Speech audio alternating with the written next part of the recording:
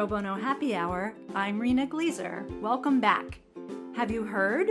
The Pro Bono Happy Hour is turning 3 years old. I know, it's hard to believe that our first episode dropped on October 1st, 2015. As we celebrate our podcast birthday, we're extremely grateful for your continued support. To show our appreciation, we're launching another podcast review contest. It's easy to enter. Go to iTunes, or what's now called Apple Podcasts, and subscribe, rate, and review the Pro Bono Happy Hour. We'd love to hear from you, and your honest feedback makes it easier for other listeners to find the program, expanding the conversation about pro bono and access to justice. Leave a review before Halloween. Send us an email to probono@probonoinst.org with your mailing address, and we'll send you a thank you prize. It's as easy as that. With the 2018 midterm elections fast approaching, today's guests are Nancy Anderson and Pooja Chaudhuri from the Lawyers Committee for Civil Rights Under Law. We spoke with them about the National Nonpartisan Election Protection Coalition and how pro bono lawyers can advance and defend the right to vote. We hope you enjoy the conversation. Nancy, Pooja, welcome back, Nancy, and welcome, Pooja, to the Pro Bono Happy Hour. Thank you very much for having us. Thanks so much for joining us today. Let's jump right in. Could you tell us about the Lawyers Committee for Civil Rights Under Law? Remind us about the organization, who you are, what issues you all work on, and how you advance your mission.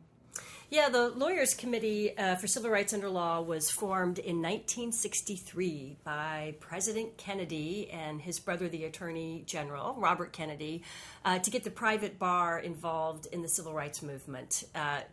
May feel somewhat familiar to some of the issues we're going through right now, but Governor Wallace was standing on the steps of the University of Alabama and not following the rule of law of Brown v. Board of Education, and the President and the Attorney General said, we need more lawyers involved. And so we were created to be involved in any number of civil rights issues and move the ball forward. So for the last 50-some years, we have been engaged in voting rights, fair housing, education, criminal justice, any other number of issues. And as a national civil rights legal organization, we are somewhat unique in that our mission is twofold, not only to improve civil rights and access to justice, but to do so by marshaling the resources of the private bar. So everything that we do with volunteer lawyers. Anything to add?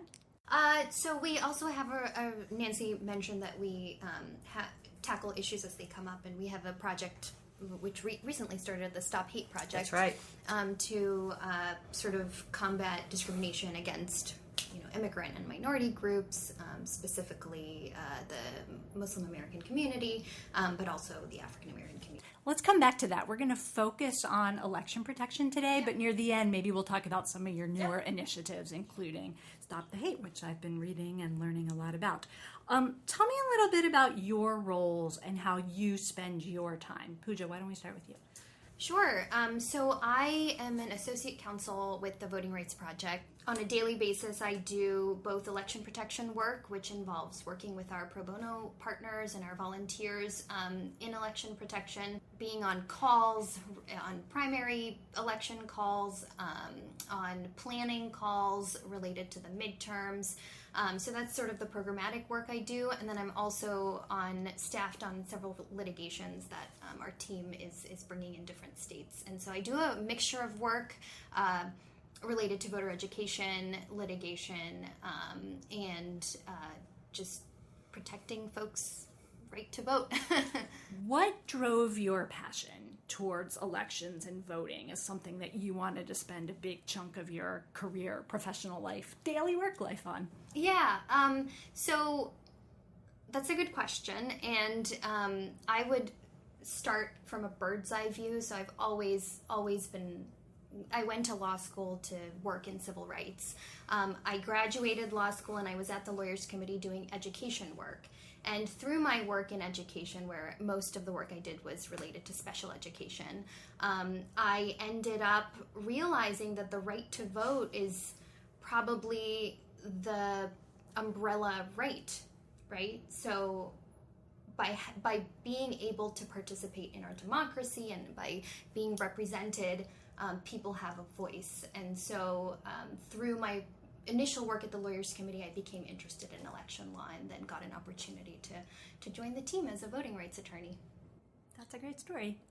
Nancy, what about you? Well, and to Pooja's point about special education and the access to voting and whatnot, I think a lot of us in the world or in the country forget just how important those local elections are, and that if your voice isn't counted in that school board election, then your community won't be represented when there are budget decisions made, what classes are going to be had and whatnot. And the Lawyers Committee has actually focused a lot of time even on those very small elections because those are critical, and then it just farms up. But in terms of myself, I have been at the Lawyers Committee for a very long time, almost 20 years, and I am the director of pro bono. So my job is to work with all the law firms and corporate counsel and to get them involved in our work.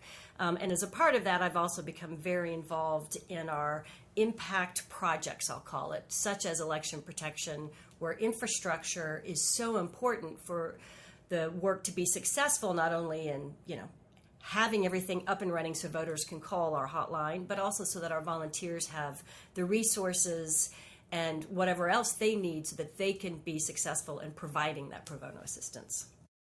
So what do you think over the arc of almost 20 years, what do you think have been some of the biggest changes in pro bono that you've seen from sort of when you started off to where we are now? Well, certainly one of them was the rise of pro bono counsel at law firms. So when I first started, there were a smattering of those, and now, most medium to larger firms have those. So that's probably one of the biggest things. So that helped drive increased pro bono hours, and even the expansion of the type of, I think, pro bono work. And tied to that is, interestingly enough, when election protection started in 2004, there weren't a lot of sort of, I'll call them one-off, pro bono opportunities where you do a 2-hour training, go in for 4 hours, one and done, out. But now that those type of opportunities, there's a lot of them and across a variety of issues, which I think is positive. So those are two of the big changes, but I feel like we're in the middle of another change, and I'm not quite sure I have my hands completely wrapped around it.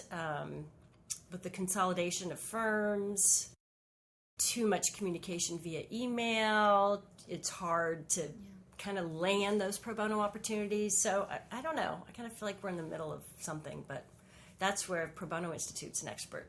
Yeah, and that's where you can come back in a year or two. We'll figure out things have shaken down, what's right? going on. Either in the legal economy or the world, and how does that intersect, and what does that mean we're doing, either differently or better or not better, just differently to adapt and continue to speak both to legal needs, pressing and emerging legal needs, and then the landscape that makes the volunteering possible, because there's different demands on people's times, as Nancy talked about, sort of smaller bite-sized scheduled projects that's become important, just as how does this as an opportunity fit into people's lives, and how do you make sure those are meaningful, right? And not just kind of superficial show opportunities, because you want to make sure this isn't just for show, but that we are providing genuine and real legal services and advancing the ball, not just optically doing something cute, but actually making a difference. So great points. So let's dig into election protection. What is election protection? When and why was the effort started, and how has it evolved since, I think you said 2004? Yep. So election protection is the country's largest nonpartisan voter protection coalition. And Pooja will let us know more about it, but the two key parts are, well, two of the key parts, because there are more than two, of course, is that on Election Day and throughout the year, we in fact have a hotline available for voters to call and ask questions or report problems. And then we also have a field program on Election Day where folks can volunteer and be in different locations to either respond to problems or identify problems. but that's sort of like what we're known for within the firm context. And Pooja has been doing additional work on the sort of day-to-day of what it looks like. Yeah, and I mean, again, to echo what Nancy said, we're sort of the liaison between the community and the private bar. And so we have a coalition of more than 100 partners. Some of those involve the Brennan Center for Justice, Common Cause, Democracy Initiative, League of Women Voters, the National Bar Association, NAACP. I could go on and on and on. And we have a resource website page on our website. But on a daily basis, we, in the last, few months, we've been involved in a lot of the primaries. In fact, we've been involved in 45 states.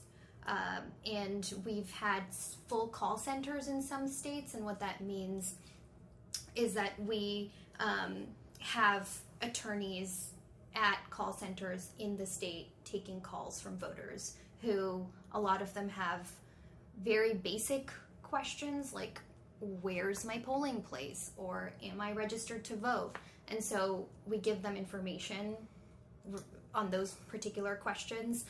But then we also get calls related to more systemic issues. For example, there were 10 voters who tried to go and vote in Maricopa County, Arizona, on the Arizona, primary election day, and the polls were closed and the machines were malfunctioning. And so, that impacted a large group of voters. And when you have certain issues that are taking place in areas where you have, large groups of minorities, for example, like an all-black county, and you have like polling sites being closed, that was what happened it was going to happen in Randolph County, Georgia.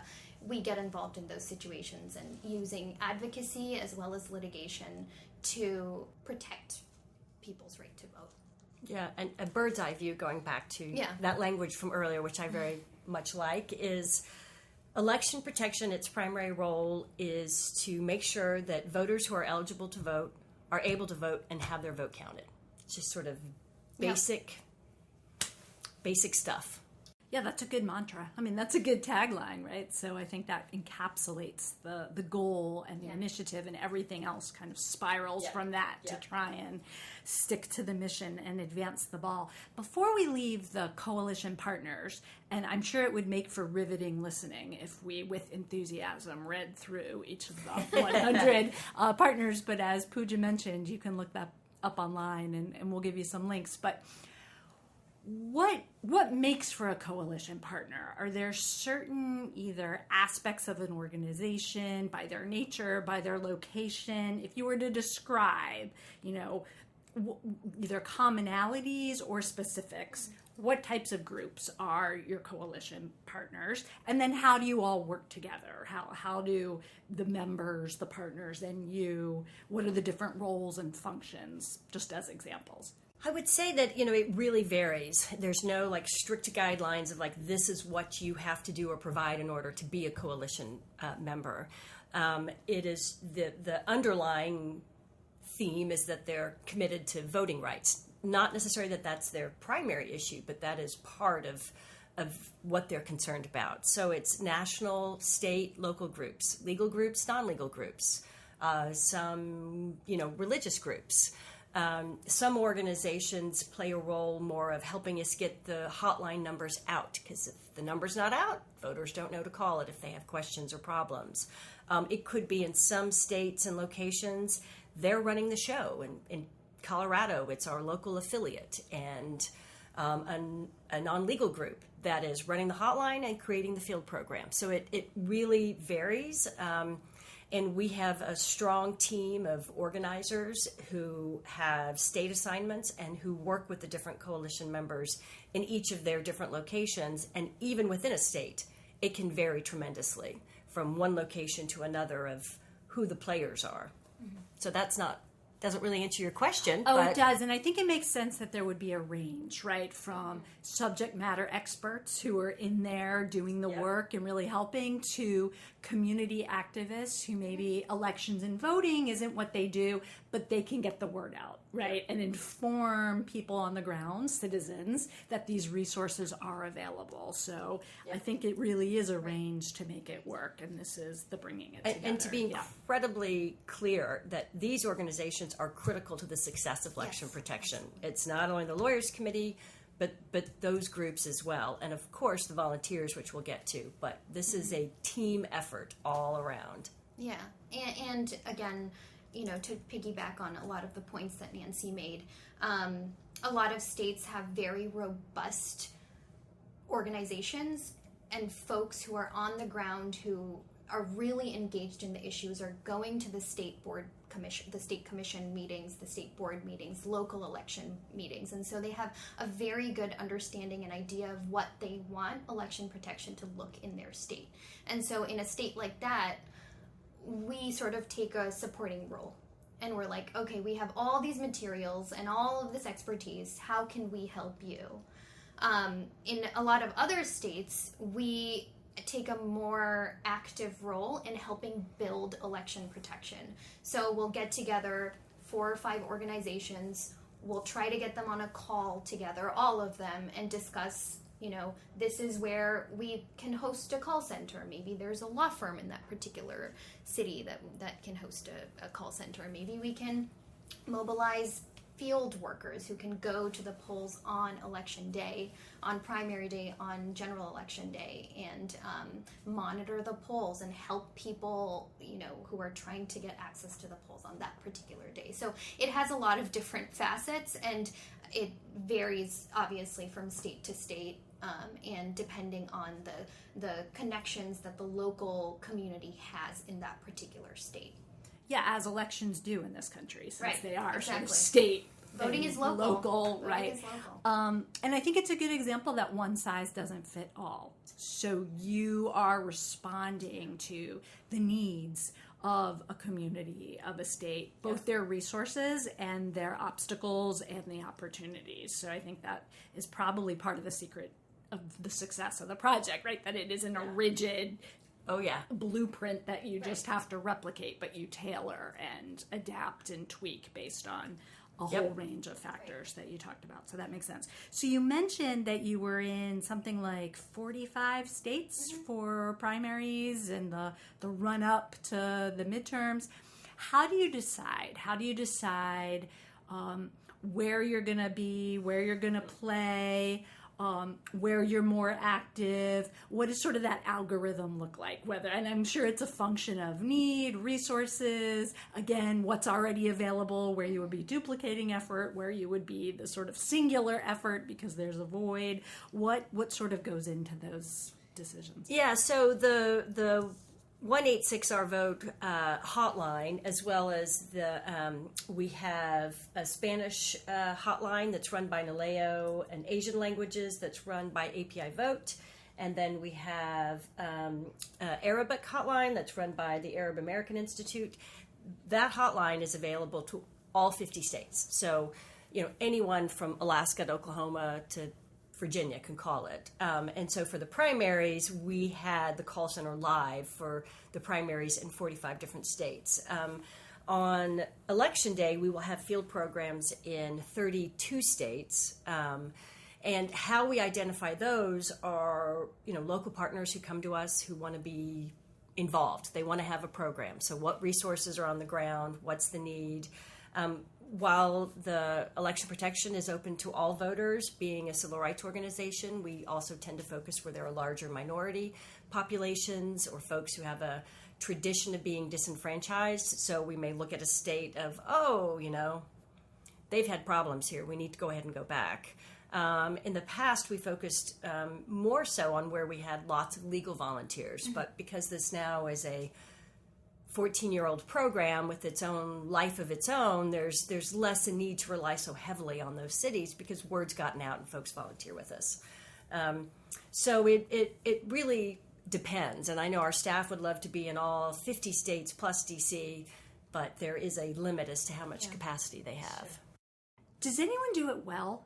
Are there any, if we were giving grades to the various states, is there anyone who's sort of above average, even if they don't get an A? Is there any high-functioning elections being operated in this country? Yeah.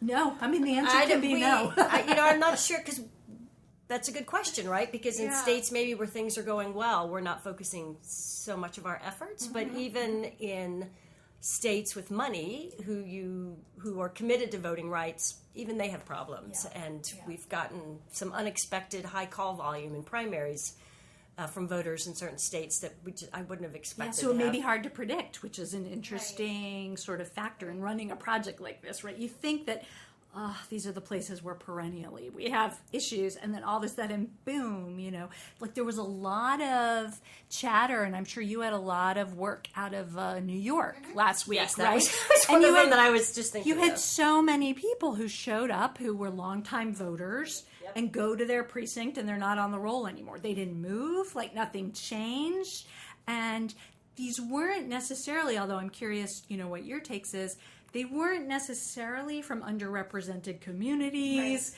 or, we would think in many respects these are more sort of privileged voters who hadn't encountered issues before. Right. So if the sort of low-hanging fruit voter is having a problem, we can only imagine what people who generally face challenges, the types of challenges they were facing. Did you hear chat? It's recent. That primary is fresh off the news. We did get a lot of unexpected phone calls. Yeah. We got phone calls from multiple voters who called 866-OUR-VOTE and were basically like, oh, we're not on the rolls. What do we do? And so in response, we ended up suing the New York Board of Elections. We sued them in 2016 for an improper voter purge, but in this particular election, we petitioned the judge in Brooklyn to extend voting hours because a lot of the issues that were going on were A, voters were not on rolls, B, polling sites were just like falling apart and were not functioning. So not only were we providing information to voters on our hotline, we also engaged in both advocacy and litigation in that instance. Great. We'll break that down in a little bit, the various activities and actions that you take. But I'm curious, before we leave sort of the big picture and compare and contrast, do you see differences in either interest, engagement, scope of the election protection effort, what you're doing in midterms and off, quote unquote, off years and presidential years? I was thinking the last time Nancy was here and we talked about election protection was 2 years ago in the run up to 2016. And I think sometimes, perhaps this year accepted, the midterms go under the radar, right? People are super focused in presidential years, and then off cycle, the interest is different, or in certain locations, it's different. This feels different, but what's your experience sort of midterm versus presidential? Normally the midterms are smaller programs. In terms of interest from volunteers, in terms of funding, right? Because it takes money to pay the organizations that are doing this, and if there's no money or less money, we can't have as big an effort. And call volume is down for sure. But this year it's completely different. Mm-hmm. More interest, getting phone calls, my phone's ringing off the wall from firms and folks who want to volunteer. Funders are stepping up. I think there's just also more concern, recently with ICE requesting the voter registration polls in North Carolina. For those of us who are on the progressive side, these things they point to potential even more problems. So normally midterms are smaller. This year, not so much. Not so much. Like everything else. And I feel like, and maybe this is a recency bias, but I feel like there's also been heightened awareness of either purges or disenfranchising. I think in the run-up before, there was a lot of attention on voter ID laws and other systematic efforts, but I feel like it's back, and it is on people's consciousness lawyers, citizens, and I think it's all of it sort of with more engagement and heightened interest. Well, and you have the whole election security issues Right. and the hacking. And so a lot of these issues, for example, New York voters being off the rolls, California about 118,000 voters were off the rolls in LA County back in 2 months ago during the California primary. I can't speak to New York, but related to California, that issue came up because the state system was not compatible with the county system. And so when the state system was trying to populate the information into the county system, it deleted all the voters' birth dates, and so their age, for example, showed up as 0, and so their names weren't printed on the rolls. True, you can't vote if you're 0. You're like unborn. Right. And so that's not a malicious, systemic voter suppression issue. That's an issue with technology, and those are coming up more and more and more. Yeah, that's a good point. I think such a range of things can happen. Exactly. And some of it is just glitches, right? And it was not a malicious intent. Right. There was no bad actor. It's sort of like bleep happens. But the stakes are high. And if we are going to protect people's rights, we have to be there to clean up, whether it's just alt control delete accident, like a power surge, something, or the volunteers were stuck in traffic, and so this particular site opened an hour late. That's a challenge when people have to leave. How are they going to get to vote? And so it could be just a variety of things. I think we're a little bit predisposed now to think everything is kind of has a bad. No, but it's very valuable. But some points from both shenanigans of you. aren't shenanigans. It's Right, just- and we respond to all of it, right? So we write letters, and we wrote letters in the California situation. We have our main attorney who's working in New York and who's that's his state, is now working closely with our partners in New York to see what can be done, how we can follow up, how to modernize the system, because the New York issue was also didn't seem like it was a massive voter disenfranchisement, intentional voter suppression but it's a good point, because once you get enough calls or you get enough information, you realize, wow, this is systemic. This isn't just 5 or 10 people who had this little glitch and they got it fixed. Right. It's a bigger issue, and now we're on notice of it and need to figure out a way to clean it up. And that is one of the things that election protection does, is that it has this online database where we can realize there's trends. It's not just the one call here or one call there, and that can you can miss that connection if we didn't have the system that allows us to track it live and recognize, oh, wait a minute, we've gotten a whole bunch of calls on this one issue. What's going on? Yeah, I think that's an important point to think about how the effort gets maximized, right? That you field calls, you answer questions, you deal in the moment, but because you're able to gather sort of data and analyze it, you're able to do more with it. It's sort of like you're able to see the forest and the trees, right? Like the trees. Good and way then of you can describing it. bump it up to see the forest too, so that you're not. Yes. Because I think sometimes these projects are so in the weeds, like you're so wanting to help that individual calling or having a problem, or, no, you were supposed to go here, or no, this is the documentation you need to bring, or blah, blah, blah, that then you don't kind of see the aggregate. And so it's an important piece that you're able to wed it together and do both for the impact. So I think we've danced around things like hotlines and helplines and field programs and impact litigation. So let's break that down and talk about the pro bono opportunities involved in the various buckets of your work.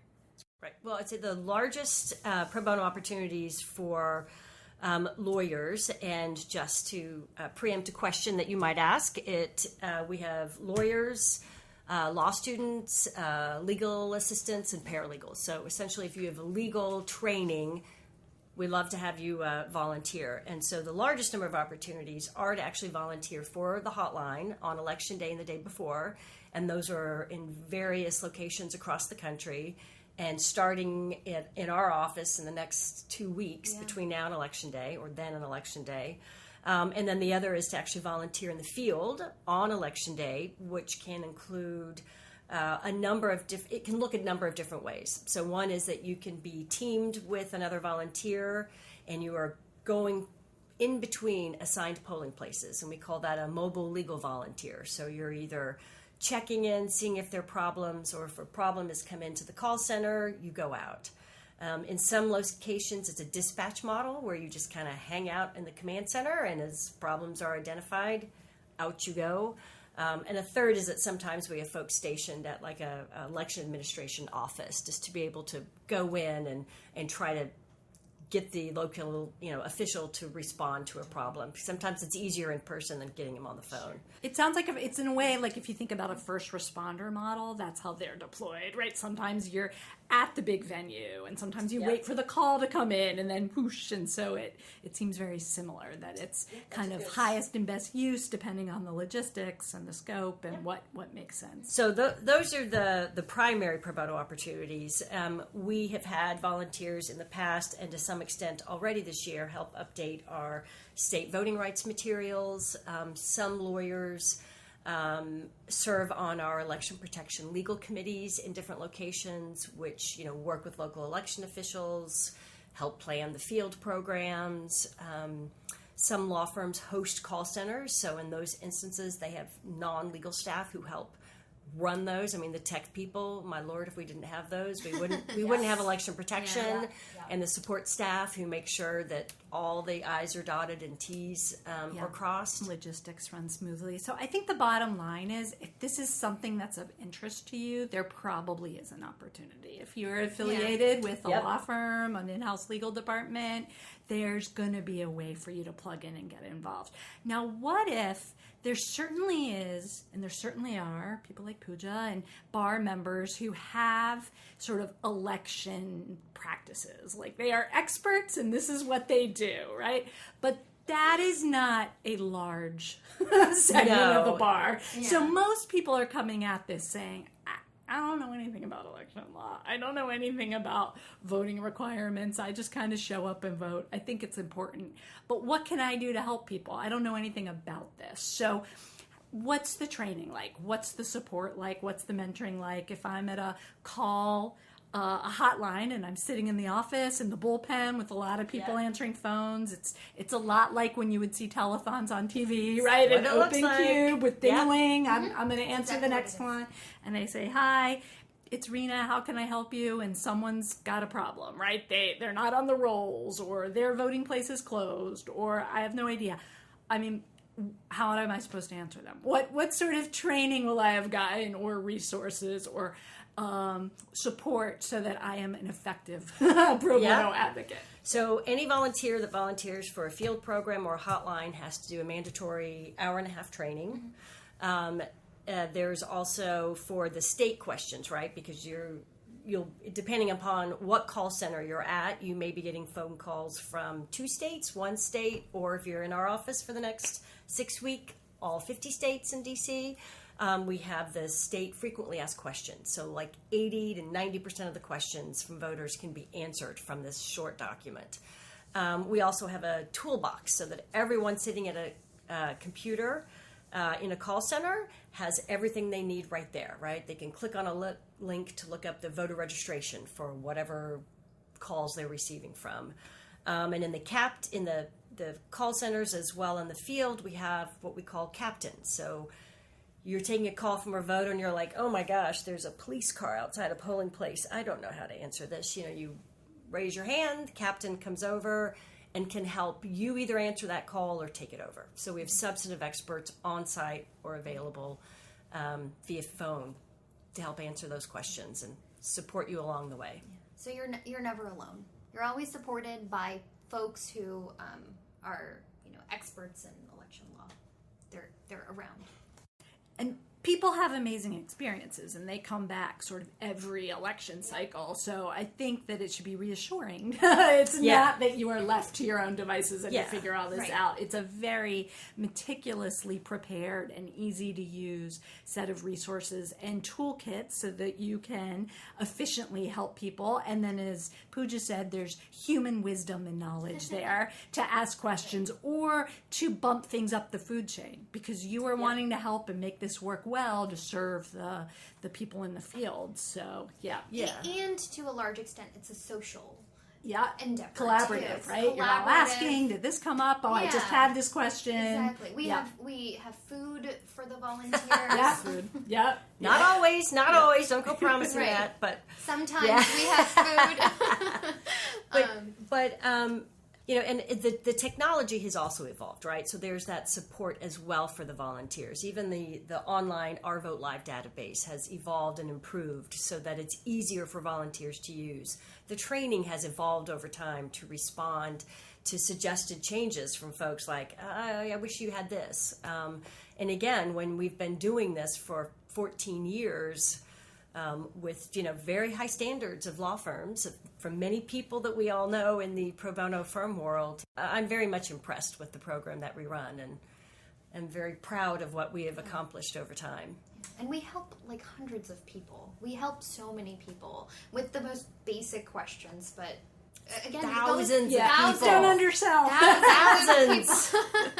Yeah, we help a lot of people. Yeah, and you couldn't do that if it wasn't efficient. Right, if you were there being like, please hold while I spend an hour researching your question. Nope. The whole thing isn't going to work. Let's talk a little bit about impact litigation and bigger projects.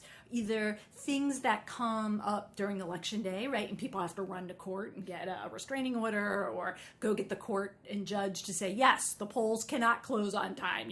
People in line need to be given more time. Or, yes, you're having a rainstorm. It's not fair. You've got to be able to vote. And things that happen because you're working on these issues, all day, every day, not just in an election year, longer term, big projects that you've been involved in. And we don't have to go through the whole laundry list, but just some examples of maybe where pro bono firms or pro bono attorneys have helped work on some bigger picture impact matters. And either day of, kind of, you are going to court and doing something that has an impact, or a serious, intense, I don't want to scare people away, but they are kind of multi-month, multi-year even, with trials, with big litigating efforts to sort of turn things around and protect rights. And Pooja probably can speak more about the various litigations that we're currently involved in, because she's even working on some of them. But I would just like to emphasize that every impact litigation we do with a volunteer law firm. Mm-hmm. We co-counsel with law firms. So what we are able to accomplish, it wouldn't be nearly what it is if we weren't able to leverage our expertise with the law firms who bring their trial experience, their impact litigation, and their bodies, right? So that's a key facet for our success. Yeah. I was talking to a colleague, and he said that the bread and butter of a voting rights attorney is a Section 2 gerrymandering case. And so who knows what that's going to look like in the future, given the change in the makeup of the judiciary. But a lot of our big ticket cases tend to be Section 2 racial gerrymandering, partisan gerrymandering cases. We have also litigated voter roll purges. So recently there was a Supreme Court case, Husted versus the Randolph Institute in Ohio, and that in that particular case, it was basically, sanctioning Ohio's current voter purge law. And so we do that kind of litigation as well. We bring cases under the National Voter Registration Act, specifically Section 5 and 7. Usually we bring cases under Section 7 because public agencies impact minorities, and our goal is to work towards the betterment and the progress of the minority community. Essentially, she's talking about like the motor voter law, where people are, registered. You are given the opportunity to register to vote at either the DMV or public agencies, and we've had lots and lots of those cases. So it's all about access to voter registration.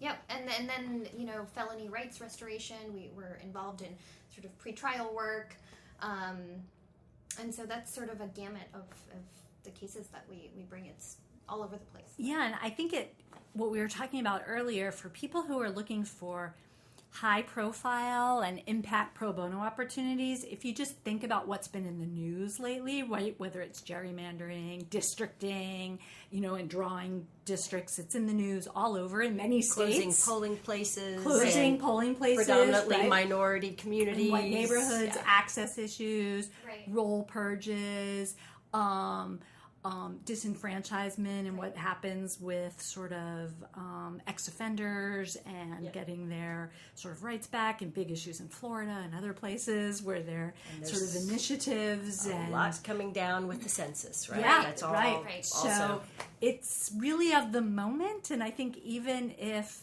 voting and elections weren't the top of your maybe passion project list, if you think about it, it probably is, just in a different shade, just a different side of the coin.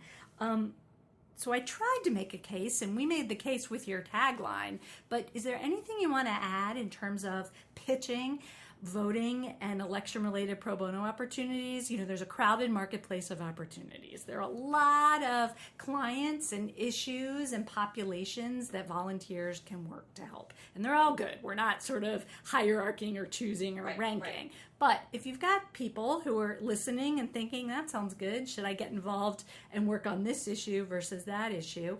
What's the case? What are some of the reasons why this work is enticing and appealing, meaningful and impactful? Right. Well, it's certainly meaningful and impactful in terms of if you could think of I may help multiple voters who are registered to vote cast their ballot and make sure it's counted. That's pretty darn impressive, right? That is big. But in addition to that, it just goes back to some of the things we've talked about. There's great support, there's training, it's short, you can come in and come out.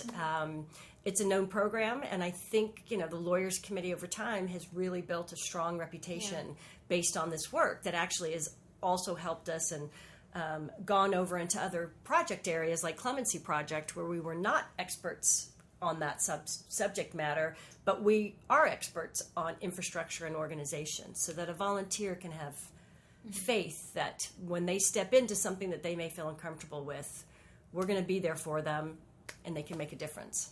Yeah. And I mean, voting is the chance to have your voice heard and the chance to be represented in the democracy and shape the democracy, right? And so it on a meta level, it's super important, and a lot of voices, for example, in the redistricting cases, a lot of voices are forgotten, and our goal is to empower those people to be able to participate in their electoral form of government, and really have their vote counted and understand what it means to redistrict, because a lot of the work that we do sounds high level, but on a local level it has an impact, and it's either empowering or lifting up the voices of folks all over, and so I think it's very, very important. So this isn't meant to be confrontational, and I would say it's devil's advocate, but it's not even really devil's advocate. I'm trying to put myself in the shoes of a listener who may be thinking, Nancy, Pooja, isn't this work partisan? So how do you guard against that reality or perception, especially in this hyper-polarized environment? Well, for one thing, we've had 14 years to practice being nonpartisan, right? And that is, we can't be partisan. And so our staff, our coalition partners, we all know that. And if you just look at where our programs are, I mean, we've had strong programs in Texas for years, which was a red state for years, and it's about supporting voters there. We've had a program in Maryland for years, which you could say is a blue state. They're going to elect somebody blue no matter what, which is not necessarily true, as we know, but it's nonpartisan, and the partisan programs, they're out there, and I get they have a job to do, but their focus is on people who are going to vote for certain candidates voting. Right. That's not what we're going to do. We're for supporting and making sure that all folks who are eligible to vote get to vote. That includes regardless of who you vote for. Yeah, and we're not trying to support any particular candidate, as Nancy said. And a testament to that is that anybody who calls the election protection hotline, anybody, we help them. You know, I've gotten calls from people subscribing to many different political views and who have not been shy to share their political views with me. And I say, and usually my response is, I'm sorry, sir, but I'm here to help you find your polling location, right? I'm here to help you find out whether you are registered to vote, because it is important that you vote. And so all our volunteers are trained to respond to every call in a nonpartisan manner, because ultimately the goal of election protection and the goal of the Voting Rights Project and the team is to allow people who want to vote and help them vote. That's probably a really good indicator, right? If you are calling or talking to someone about getting help, you're having a problem, and their first question is, who do you want to vote for? That's probably a good indicator that this is not a nonpartisan effort, right? Because the help you get and the shenanigans that, you know, sort of flow from there is outcome dependent. And this is, about letting you have your voice, whatever it is you want that voice to be. Exactly. Yeah. And law firms give pro bono credit for working for election protection. They don't always do that if you're volunteering for a party. So that's one thing to think about, listeners, as you're trying to decide who you may want to volunteer for. That's a good point. Could you share, I think for some people this is a little abstract, so could you share a meaningful story or anecdote that relates to someone that you've helped or a case that you've worked on? So either a caller and their story and what you've done, or a different type of matter, so people have sort of a narrative or an example of the end user, right? The client, and then the ultimate resolution, or a way you've been able to help people, either that you've worked on or that you've heard through the lore, you know, the reports, I mean, we have a lot of those. Yeah. But I was involved in a case in Baltimore County, so I'm making it close to home. Maryland, okay. Maryland, and the issue that came up there was that one polling location that served Baltimore County, which is a majority Black county, wasn't open for several hours in the morning, and so again, we have a pattern of bringing these kinds of cases. We filed a preliminary injunction, and so I'll preface it by saying that we had several callers on the hotline who were frantically calling us and telling us that, oh, I can't vote, and then I have to go to work, I don't know when I can be back, you know, I have to pick up my kid from school. And so we ended up partnering with Hogan Lovells and filing a preliminary injunction, and a complaint, asking the circuit court in Baltimore to extend polling hours. And the court extended polling hours. And so it sounds like a very small victory, but it was a victory, and we sent a public records request to find out how many people voted after the polls closed. So they closed at 8, but they extended the hours for an extra hour. And we found out that 4 to 5 more people's votes were counted. They came and voted in that 1 hour. And so that matters, and that is, a very tangible victory for us. Yeah, that's a great success story. Yeah. Nancy, do you have any you want to share? One that just always comes back to mind, in which I referenced somewhat earlier. I don't know if it was I can't remember. They all run together when you've been working on them for so long. But I think it was in 2016, and it was a polling place in an African American community, and there was a police officer stationed outside a polling place. And folks were calling because they were freaked out. They felt intimidated. People were turning around and leaving. And we were able to call one of the local command center, who called one of the mobile legal volunteers, who went to the polling place and had just a one-on-one casual conversation with the officer, who didn't appreciate what his presence was doing at that polling place. That was not his intention. And so the police officer was like, oh my gosh, I will leave.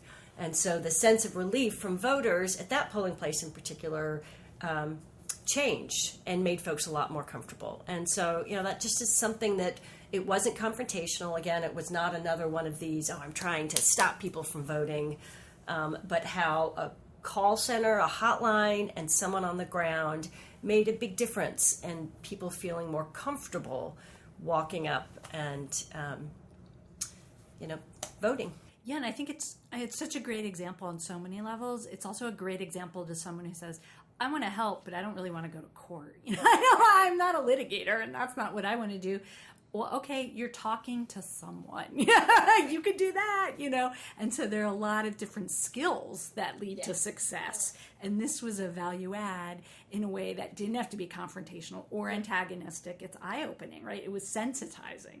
That's in a way what that was. So I know we're really sort of bunkered down into the election. It's sort of full bore on getting things up and running and servicing people in need, and as calls come in, and getting the food and getting the catering and getting the logistics. But could you share something else that you're excited about, whether it's voting or elections related, or a different initiative, or a relatively new initiative, or something else that you're working on, even if you're not working on it for the next few weeks, but will be down the road, or something that your colleague, 3 offices away is doing, just something in addition that you're excited about that the Lawyers Committee is doing. Well, I'll just briefly mention too, and then Pooja, if you want to talk about the Stop Hate work, but one of the things that the Lawyers Committee has gotten involved in recent months is supporting other organizations that are representing detained parents in the immigration battle, as well as other folks who have been detained and who need help. This is where our pro bono network and our infrastructure and coordination expertise has come in. So that's personally been really satisfying for me, because that's where my expertise is to be able to bring those resources to these other fabulous groups doing the work.